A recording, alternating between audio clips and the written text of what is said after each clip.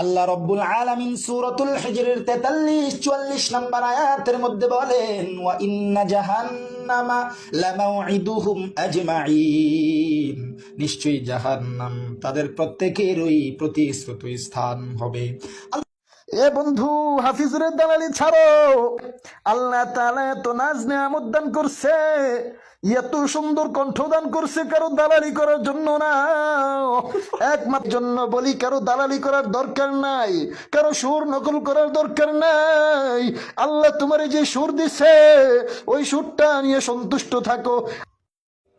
এরে, তুই যে আমারে নসিহত করলি, তোর গলায় তো হাফিজুরের আওয়াজ শোনা যায়। তুইও তো হাফিজুরের দালালি কইরা কইরা আরেকজন রে নসিহত দেস না, না, আরেকজনের দালালি কইরা কইরা অন্য জন রে নসিহত দিস না। ভালো হয়ে যাও।